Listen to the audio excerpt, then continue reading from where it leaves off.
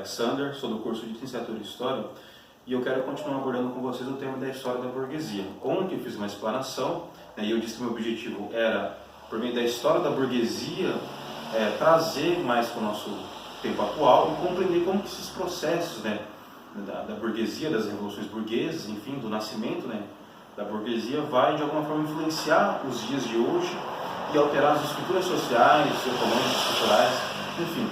Eu quero começar primeiro com vocês falando um pouco da Idade Média, o período da Idade Média, que sobretudo o período ali da Alta Idade Média, que é um período de bastante estabilidade política, até mesmo econômica, porque é um período que a Europa vai estar sendo assolada por invasões, enfim, por guerras, inclusive pela potencial ameaça dos muçulmanos, porque eles estavam em processo de expansão desde o século VII.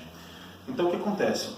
A partir do século V, que é quando acontece a dissolução do Império Romano, a gente tem tentativas de então de estabelecer impérios. Primeiro a gente tem o Império Merovingio, por volta do século V, dura até o século VIII, e posteriormente, tentando juntar os requisitos desse Império Merovingio, vem o Império Carolíngio, é uma dinastia que dura por volta do século XIII até o século X. Esses momentos foram momentos de constante estabilidade na Europa, e o Império Carolíngio, o Império Merovingio, ele se encontrava ali na região onde seria mais ou menos a Europa Central, tá? E um dos processos que vai ajudar e até culminar naquilo que vai ser o nascimento da história da classe burguesa é a diminuição das invasões que vão ter na Europa, sobretudo ocidental, também no leste europeu, mas sobretudo na Europa ocidental. Com a diminuição das invasões dos vikings, que vão acabar adentrando o Império Franco, onde os povos francos vão ser chamados de normandos, inclusive uma palavra de origem das tribos francas, que significam homens do norte. Com a diminuição dessas invasões, a gente vai ter um aumento populacional, certo? A partir mais ou menos do século XI, a gente vai ter esse crescimento populacional que vão acontecer nos burgos, já que a maior parte da população europeia estava concentrada nos feudos, certo? Populacional, então a gente vai ter alguns problemas que vão acarretar aí nos feudos, que vai ser a Grande Fome. Essa Grande Fome ela não vai ser algo hegemônico, que vai acontecer em todos os lugares ao mesmo tempo. Ela vai se desenvolver em tempos diferentes, em lugares diferentes, que vai aí em torno do século XI até o século XIII, mais ou menos. Tá? Devido a essa fome, qual que vai ser a solução dos senhores feudais? Eles vão expulsar os servos dessas terras, porque eles não conseguiram dar conta de alimentar todas essas pessoas, a fome estava assolando, inclusive, a própria riqueza desses senhores, e vai haver um processo de imigração dessas pessoas que viviam nos feudos para as cidades. E talvez muitas possam pensar que não existiam cidades no período da dissolução do Império Romano, mas existiam sim as cidades, só que a atividade nelas era muito menor, inclusive a atividade econômica. Com essas migrações, com o aumento populacional nessas cidades, essas fortificações que são os burgos, inclusive daí que vai vir o nome burguês, são essas fortificações que cercavam as cidades, aí vai começar a haver uma expansão econômica maior, uma maior atividade econômica, enfim, essas cidades vão crescer cada vez mais. E aí eu quero trazer aqui um outro ponto para vocês, depois a gente vai voltar à parte dos burgos, das imigrações, enfim, a gente vai ter o período das cruzadas, que vai começar mais ou menos no mesmo período que estava acontecendo tudo isso, no século XI. Essa expansão territorial que vai ter por meio das cruzadas, apesar de ter fins religiosos, e inclusive as justificativas que vão ser dadas para os cruzados, para os combatentes, vão ser justificativas de cunho teológico, mas existem outras motivações por trás.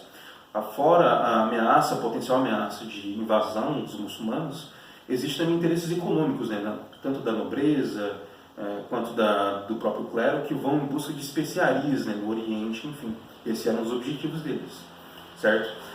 O que vai acontecer? Com a expansão das cruzadas, vão ser estabelecidas novas rotas de comércio, entendeu? E isso vai, inclusive, influenciar no crescimento dos burgos, no desenvolvimento da classe burguesa, porque você vai ali estabelecer novas rotas de comércio, tanto pela terra quanto pelo mar, principalmente nos mares do norte, que vão ser grandes rotas de comércio, mas também vão ter rotas ali pela costa da África, saindo de Portugal, enfim.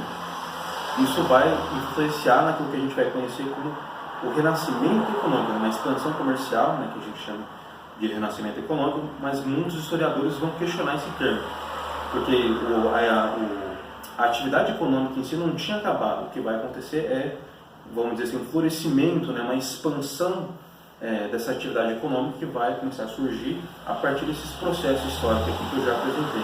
E com isso também o renascimento urbano, né, a expansão desses burgos, dessas cidades, é uma maior atividade aí, tanto econômica, tanto cultural dessas cidades, certo?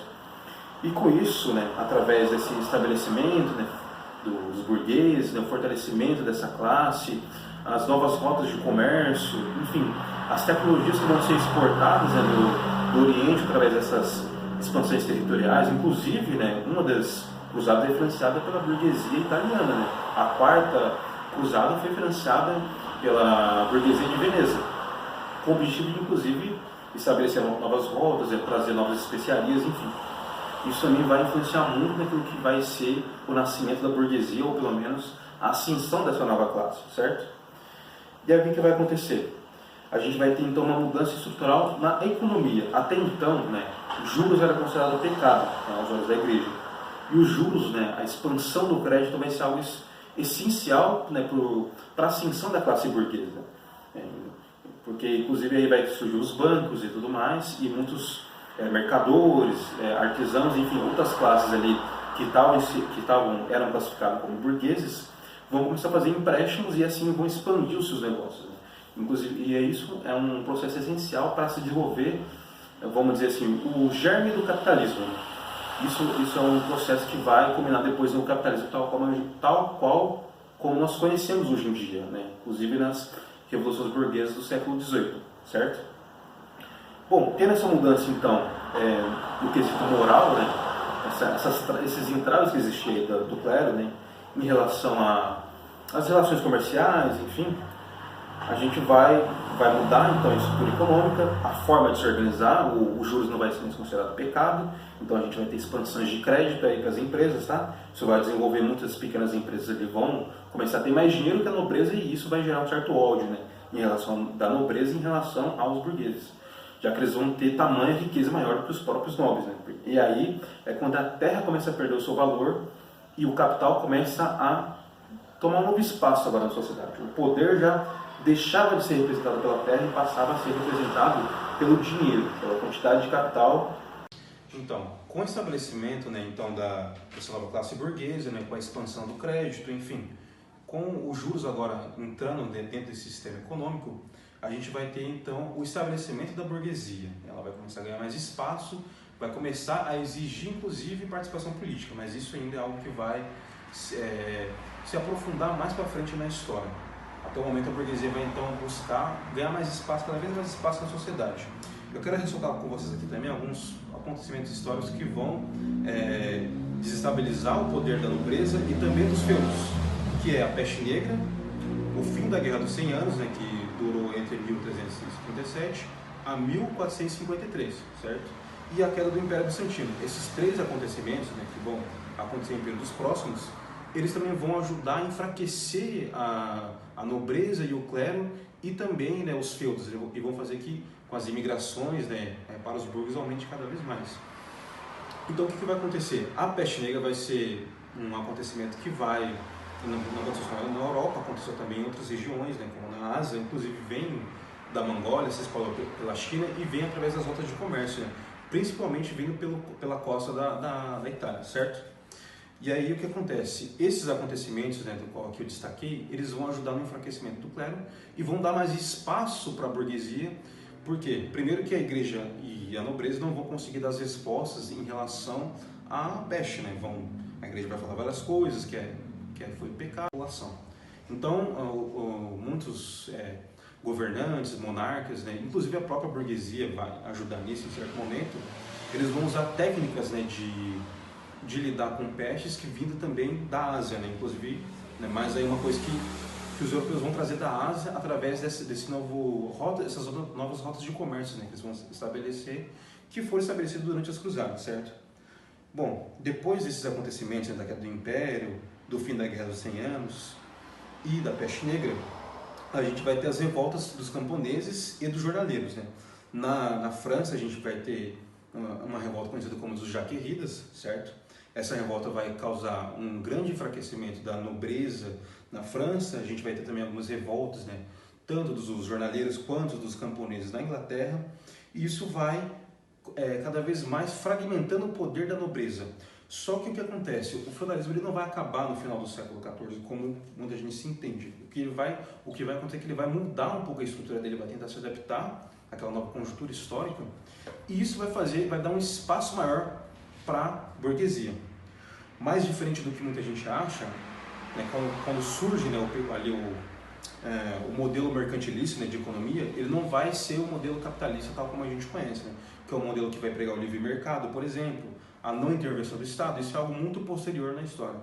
Esse capitalismo, ou mercantilismo, como é mais conhecido, né, nesse período histórico, ele vai estar muito associado ao protecionismo e os burgueses precisavam de algum poder que organizasse tanto a moeda, né, nos bancos, né, de forma centralizada, tanto o próprio poder político, né, porque você vai ter expansão das moedas, você vai ter ali uma intensidade nas relações de comércio entre os próprios burgos, e vai precisar que um poder organize. Primeiro que você ter uma moeda para cada região da Europa, ficaria mais difícil você estabelecer, né, uma relação de comércio mais sólida. Então, o que vai acontecer? Vão vir os bancos centrais e a centralização pelo poder dos monarcas, né? Os nobres vão se ver enfraquecidos, então eles vão recorrer a um poder central, vão geralmente escolher alguém para ser coroado como rei, para conseguir organizar a sociedade que estava ali vivendo uma constante instabilidade, com revoltas, né, com crises econômicas e com as mortes causadas ali pela peste negra, inclusive, né, por um certo abalamento, né, na crença na igreja. Isso vai abrir espaço, inclusive, para as revoltas protestantes que vão ter aí já no século XV, certo? Bom, aí eu quero falar aqui da recuperação da crise, já no final do século XIV, e a recuperação das cidades ela vai ocorrer, né, de forma mais rápida, né, os feudos vão ter uma certa dificuldade para se recuperar, vai ter uma retomada do comércio, né, já após, né, a grande crise que vai vir da peste negra, e vai haver então um fortalecimento da burguesia. Com isso, a burguesia vai fazer então uma espécie de pacto com o absolutismo, e aí a gente vai ter o fim, então, né, de acordo com alguns historiadores, o fim da Idade Média e o início da Idade Moderna. Eles vão contestar essa ideia de que a Idade Média teria acabado, né, no final do século XIV, e vão dizer que, na verdade, a Idade Média só vai se encerrar com um fim total, né, e absoluto da estrutura feudal, da estrutura de servidão, que vai acabar com as revoluções burguesas do século XVIII. Né? Bom, esse eu queria passar. Na próxima aula a gente vai abordar aí, né, essa nova estrutura econômica, né, do mercantilismo, né, dessa relação da burguesia com o absolutismo, né, e como que isso vai proporcionar as revoluções burguesas que vão acontecer entre o século XV e entre o século XVI, sobretudo na Inglaterra e na França. É isso, pessoal. Espero que vocês tenham gostado e que fique esclarecido até então. Boa noite, obrigado a todos.